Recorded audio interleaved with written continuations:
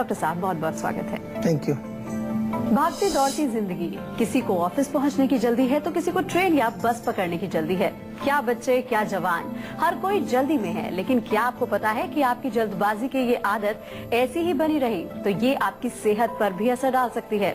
क्योंकि जल्दबाजी की आदत आप अगर खाने के वक्त दिखलाते हैं या अपनाते हैं तो आपको सेहत से जुड़ी कई दिक्कतों का सामना करना पड़ सकता है। आप माने या ना माने, आयुर्वेद तो यही कहता है। लेकिन आप परेशान ना हो, क्योंकि डॉक्टर साहब आज आपको बताएंगे आखिर क्या है खाना खाने का सही तरीका, जिसे आपने ठीक से अपना लिया तो सेहत की तमाम परेशानियां आपके नजदीक भी नहीं फटक सकती हैं। इतना ही नहीं, हमारे खास सेगमेंट संजीवनी टिप्स में जानिए सेंधा नमक की ढेर सारी खूबियां। लेकिन सबसे पहले आइए जान लेते हैं क्या हो खाना खाने का सही तरीका। तो चलिए सबसे पहले डॉक्टर साहब से जानते हैं कि टेबल मैनर्स यानी कि खाना खाने का तरीका और हमारी सेहत का क्या कनेक्शन होता है, और क्या आयुर्वेद में भी इस बात का जिक्र होता है। जी डॉक्टर साहब। देखिए, बहुत अच्छा आपने विषय लिया है और बहुत अच्छा प्रश्न भी पूछा है, क्योंकि सबसे पहले तो ये समझना पड़ेगा कि टेबल मैनर्स क्या हैं आयुर्वेद की दृष्टि से अगर हम बात करें। क्योंकि आजकल के टेबल मैनर्स अगर देखें तो वो सिखाते हैं कि भाई आपको छुरी कैसे पकड़नी है, कांटा कैसे पकड़ना है, फोर्क एंड नाइफ उसको कैसे यूज करना है, और जो है खाना इधर नहीं गिरना चाहिए, हाथ से नहीं खाना चाहिए। ये आजकल के मॉडर्न जो है तरीके हैं जिनको कि हम कहते हैं कि ये टेबल मैनर्स हैं। आपको कैसे बैठना है, फिर आपको जो है किस प्रकार से जो है अपना खाना खाना है। लेकिन आयुर्वेद में थोड़ा जाएं तो उसमें भी हम इन्हीं से थोड़ा सा एक स्टेप और नीचे जा करके बात करते हैं। हम बात करते हैं कि हमारे स्वास्थ्य से ये कैसे जुड़ा हुआ है।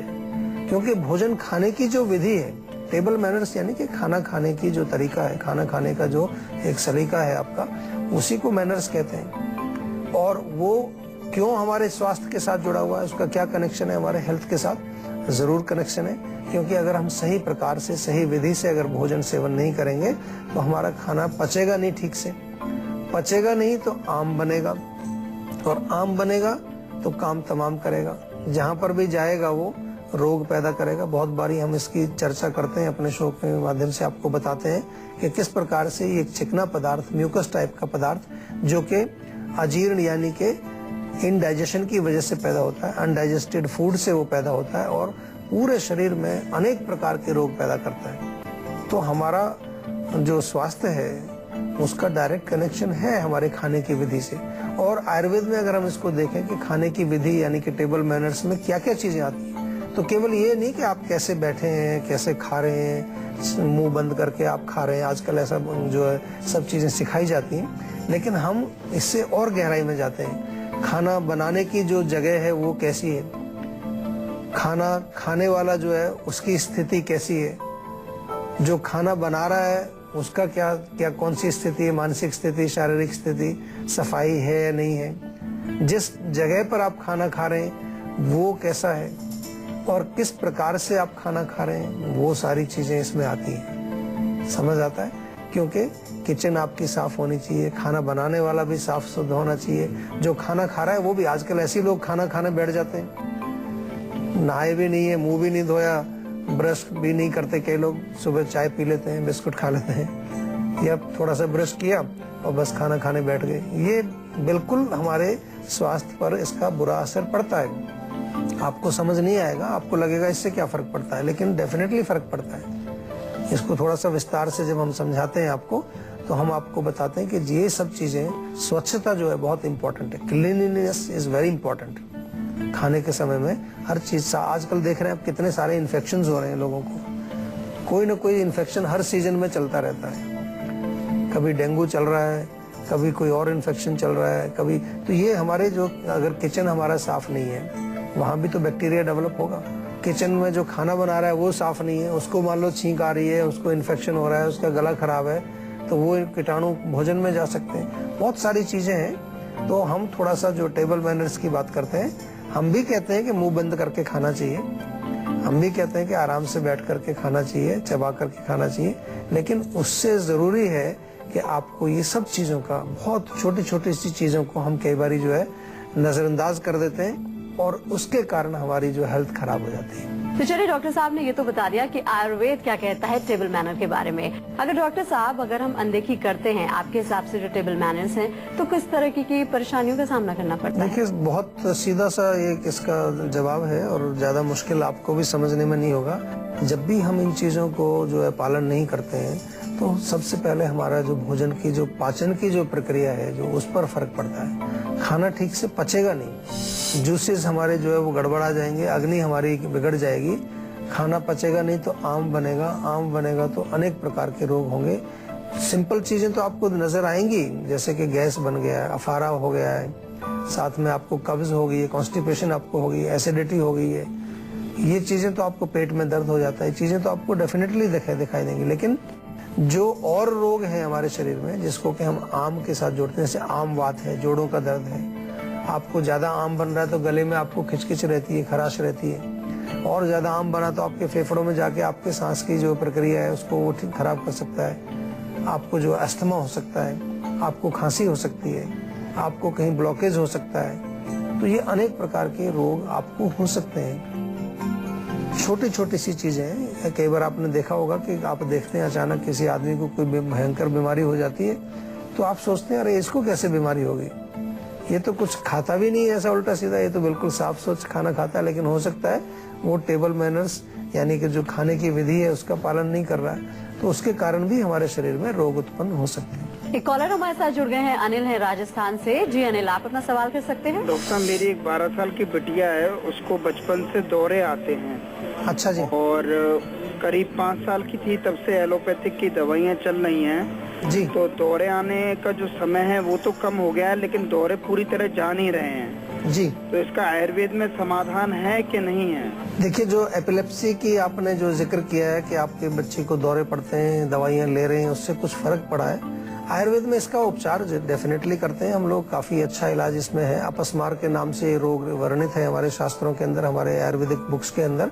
और उसमें जो लाइन ऑफ ट्रीटमेंट रहती है उसको मैं थोड़ा समझा दूं। मेद्य औषधि इसमें दी जाती है। मेद्य औषधियों का मतलब होता है कि जो हमारे ब्रेन को नरिश करें, हमारे मस्तिष्क को शक्ति प्रदान करें। इसकी वजह से क्या होगा कि जो हिस्सा कमजोर है मस्तिष्क का, उस हिस्से को जो है वहाँ ताकत देने के लिए हम दवाइयाँ दिया करते हैं, तो उससे डेफिनेटली फर्क पड़ेगा। मैं तो ये कहूंगा कि अभी आप एलोपैथिक तो दे ही रहे हैं बच्ची को, उसको आयुर्वेदिक जरूर शुरू करें। 6-8 महीने में हम कोशिश करेंगे कि आयुर्वेदिक एलोपैथिक दवाई को और कम किया जाए और हो सकेगा तो उसको बंद भी करने की कोशिश की जाएगी, क्योंकि बच्ची अभी छोटी है, पूरी जिंदगी उसको दवाई खानी पड़ती है जनरली ऐसे रोगों में, डॉक्टर ने आपको बताया होगा। तो हमारा प्रयास ही रहेगा कि आयुर्वेदिक दवाइयों से इस रोग का इलाज किया जाए। कुछ विशेष प्रकार के घी बनाए जाते हैं इसमें, मेडिकेटेड घी जो होते हैं, जैसे ब्राह्मी घृत है और कई प्रकार के जो है शास्त्रीय इसमें क्लासिकल फॉर्मुलेशंस हम लोग बनाते हैं, वो भी दिए जाते हैं। कई प्रकार की जड़ी बूटियों के इसमें चूर्ण बनाए जाते हैं। छोटे बच्चों के लिए सिरप या काढ़े भी होते हैं, तो इसका प्रयोग जरूर करना चाहिए आपको। आयुर्वेदिक उपचार अवश्य करें। जो भी लोग एपिलेप्सी से पीड़ित हैं वो आयुर्वेद को अवश्य आपको ट्राई करना चाहिए। और चलिए अब बात कर लेते हैं आज की संजीवनी की, जिसमें डॉक्टर साहब आपको बताएंगे क्या हो खाना खाने का सही तरीका। तो डॉक्टर साहब क्या है आज की संजीवनी? देखिए सबसे पहले तो सफाई का ध्यान रखना बहुत जरूरी है। स्वच्छता जो है वो केवल हमारे शारीरिक स्वास्थ्य के लिए आवश्यकता नहीं है, लेकिन हमारे मन के लिए भी बहुत अच्छी है। अगर हमारी जो शरीर गंदा है, हमारी किचन गंदी है, जो खाना बना रहा है, हमारे यहाँ तो यहाँ तक लिखा है आयुर्वेद में कि जो खाना बनाने वाला है या खाना बनाने वाली है, अगर उसकी मानसिक स्थिति जो है वो ठीक नहीं है, यानी कि उसको गुस्सा आ रहा है बहुत ज्यादा, या उसको कोई नेगेटिव इमोशंस उसके अंदर है, क्रोध है, या कोई जेलसी उत्पन्न हो रही है उसके अंदर, कई बार खाना बना रहे हैं, रोज झीक करके खाना बना रहे हैं, तो वो उसकी भावनाएं भी उस खाने में जा करके उसको दूषित करती हैं। जब जो आदमी खाना खाएगा, जो भी व्यक्ति उस खाने को खाएगा, उसके अंदर भी उसी प्रकार की भावनाएं डेवलप होती हैं। ये कोई आयुर्वेद की बात नहीं है। आजकल मैंने बहुत सारी ऐसी स्टडीज देखी हैं जो कि बाहर विदेशों में, वेस्टर्न कंट्रीज में ऐसी स्टडीज हुई हैं कि यस दिस इज ट्रू, इसका फर्क पड़ता है इससे जो खाना बनाने वाला। तो स्वच्छ शरीर, स्वच्छ मन, यानी कि स्वच्छता का ध्यान रखना बहुत जरूरी है, सबसे पहली चीज। दूसरा, शांत मन आपको रखना चाहिए। जब भी आप खाना खाते हैं मन आपका शांत रहना चाहिए, किसी प्रकार की एंग्जाइटी, टेंशन। आजकल हम क्या करते हैं कि शांत मन होगा तो भी खाना खाते समय जरूर डिस्टर्ब करते हैं उसको। जब खाने की टेबल पर बैठेंगे तो सामने टीवी लगा होता है, टीवी ऑन कर लेते हैं तो मन आपका डिस्टर्ब हो गया क्योंकि टेलीविजन आप देख रहे हैं, या कभी कभार लोग फोन पर बात कर रहे हैं और खाना भी खा रहे हैं, अखबार पढ़ रहे हैं और कुछ खाते जा रहे हैं। तो ये सब जो है नहीं चाहिए, आपको शांत मन होकर खाना चाहिए। तीसरी चीज बहुत इंपॉर्टेंट है कि भोजन को चबा करके खाएं, अच्छी तरह से चबाएं। एक कहावत है कि eat your liquids and drink your solids, यानी कि जो लिक्विड आप पानी पीते हैं तो उसको ऐसे चबाइए जैसे खाना खा रहे हैं आप, सॉलिड की तरह से। और जो सॉलिड चीज आप लेते हैं, जो ठोस भोजन आप खाते हैं, उसको ड्रिंक करना है, यानी कि उसको इतना चबाइए कि वो मुंह में पानी बन जाए, ताकि उसको आप नीचे जब ले जाएं तो लगे कि आप कुछ पी रहे हैं। तो ये बहुत फायदेमंद चीज है। इसके अतिरिक्त जो है आपको बहुत ध्यान रखना है कि मात्रा कितनी खानी चाहिए, उचित मात्रा बहुत इंपॉर्टेंट है। आयुर्वेद में लिखा है कि हमारा जो पेट है उसका 1/3 हिस्सा हमको ठोस भोजन से भरना है, 1/3 तरल भोजन जो भी हो, आपके दाल है, सूप है या कुछ और पीने वाली चीजें, और 1/3 हिस्सा उसको खाली छोड़ देना चाहिए ताकि हमारा पाचन अच्छा हो। इसी प्रकार से खाने की जो चीजें हमारी होती हैं उसका क्रम भी आयुर्वेद में लिखा है। सबसे पहले लिखा है मधुर रस का सेवन करें, जो कफ बढ़ाने वाली चीजें। तो अगर आपको मिठाई खानी है, खीर खानी है, हलवा खाना है, पहले खाइए उसको। पहले ऐसे ही हुआ करता था हमारे भारत देश में, आजकल लोग हम बदल गए हैं। अभी लास्ट में लोग इतना हैवी जो है मीठा खाते हैं, जब पेट पूरा भरा है तो उससे डेफिनेटली अपच होगा, आपको इंडाइजेशन होगा। दूसरे नंबर पर पित्त वाले भोजन आपको खाने चाहिए, दाल चावल सूप वगैरह, जो भी आपकी सब्जी इत्यादि है, चटनी वटनी अचार, वो आप दूसरे नंबर पर खाएं, रोटी भी साथ में आप खाएं। तीसरे नंबर पर वातवर्धक भोजन, आपको जो वात वाले खाने, जो बहुत लाइट हल्के चीजें हैं, पापड़ इत्यादि हैं, उसका सेवन करना चाहिए। तो इस प्रकार से ये भी आपके मैनर्स हैं, दीज आर ऑल्सो मैनर्स। और ये अगर आप नहीं करते हैं तो आप मैनर्स फॉलो नहीं कर रहे हैं।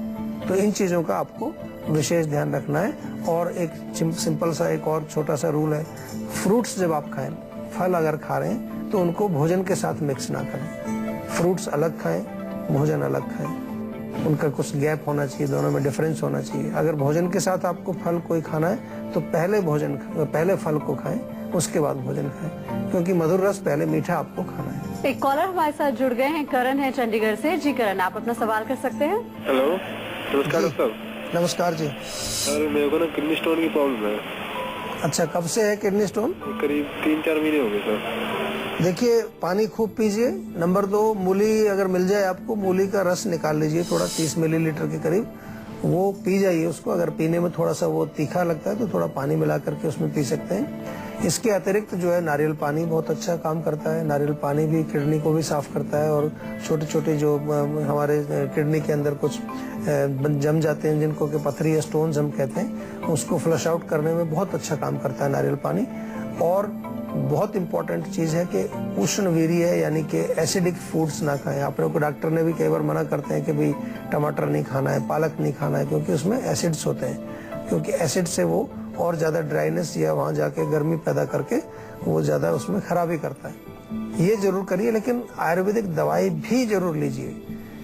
वृक्काश्मरी यानी कि किडनी स्टोन्स के लिए आयुर्वेद में बहुत अच्छी औषधियां हैं, बहुत कारगर हैं, अच्छा काम करती हैं, तो आप उनका प्रयोग भी जरूर करिए। तो चलिए अब चर्चा को आगे बढ़ाते हैं, और आज हम बात कर रहे हैं टेबल मैनर की। डॉक्टर साहब, अक्सर हमने सुना है कि आप खाना बनाते हैं या फिर खाते हैं, उस टाइम गुस्सा नहीं करना चाहिए, वरना वो शरीर को नहीं लगता है, और अक्सर बुजुर्ग भी ऐसा कहते हैं। तो फिर क्या हमको करना चाहिए जब हम खाना खा रहे होते हैं, और सचमुच इन बातों से हमारी सेहत पर कोई असर पड़ता है? बिल्कुल असर पड़ता है। हमने पहले भी कहा कि जो व्यक्ति खाना बना रहा है और जो खा रहा है, दोनों की मानसिक स्थिति शांत होनी चाहिए, बिल्कुल प्रसन्न चित्त होकर के भोजन बनाना चाहिए और खाना भी चाहिए। इसलिए आपने देखा होगा हमारे यहाँ पर तो ऐसा भी कहा जाता है कि भोजन जब आप पका रहे हैं तो ऐसी भावना से बनाइए कि आप ये भोजन जो है भगवान को भोग लगाएंगे, इसका उसको ऑफर करेंगे। और जब आप खाना खाते हैं तो उससे पहले भी एटलीस्ट, अगर आप बहुत ज्यादा इसको गहराई में ना जाए, तो जो हम खाना खा रहे हैं, खाना हमें मिल रहा है,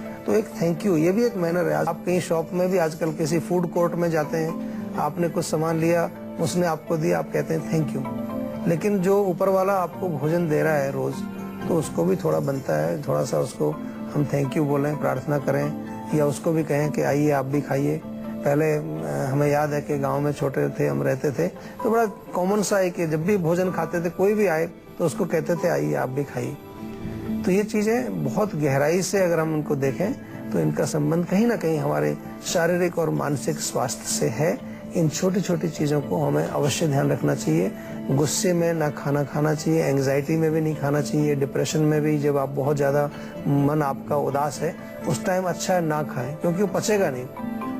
मन आपका उदास है तो आपका बॉडी भी जो है वो पूरी तरह से काम नहीं करता। बात कर लेते हैं आज की संजीवनी टिप्स की, जिसमें डॉक्टर साहब आपको बताएंगे क्या है सेंधा नमक की औषधीय खूबियां। तो डॉक्टर साहब क्या है आज के डॉक्टर टिप्स? सेंधा नमक बहुत अच्छा नमक है। अक्सर आपने सुना होगा कि जो नमक होता है आम नमक वो नहीं खाना चाहिए, उससे ब्लड प्रेशर बढ़ता है। लेकिन सेंधा नमक एक ऐसा नमक है कि इसको ब्लड प्रेशर वाले पेशेंट भी खा सकते हैं। ऑफकोर्स प्रॉपर क्वांटिटी में लेना चाहिए, ऐसा नहीं कि बहुत ज्यादा मात्रा में, लेकिन बहुत गुणकारी है।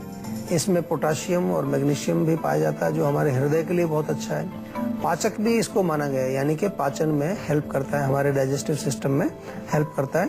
इसलिए आपने देखा होगा कि जब व्रत लोग रखते हैं, फास्ट रखते हैं, उसमें सेंधा नमक का ही प्रयोग किया जाता है, क्योंकि फास्ट का मतलब है कि हमें शुद्धि करनी है शरीर को। जो भी हम कुछ खा रहे हैं थोड़ा बहुत उसको जल्दी से पच जाना चाहिए। और गला अगर आपका खराब होता है, गले में खराश है, म्यूकस रहती है आपको बहुत ज्यादा, तो उसमें आप गर्म पानी में थोड़ा सेंधा नमक मिला के अगर गरारे करेंगे तो उससे आपका गला तुरंत साफ हो जाएगा। इसी प्रकार से खांसी आपको हो जाती है, कई बार बहुत ज्यादा खांसी है, गले में बलगम है, नाक भी बंद है, चेस्ट में भी कंजेशन है, तो उसमें थोड़ा सा ताजा अदरक लें और उसमें सेंधा नमक लगा करके आप मुंह में रखें, थोड़ा थोड़ा उसको चूसते रहें, उससे आपको खांसी में रिलीफ मिलेगा और आपके गले में जो बलगम जमी है वो भी आपकी साफ हो जाएगी। डॉक्टर साहब इन तमाम जानकारी के लिए बहुत बहुत शुक्रिया।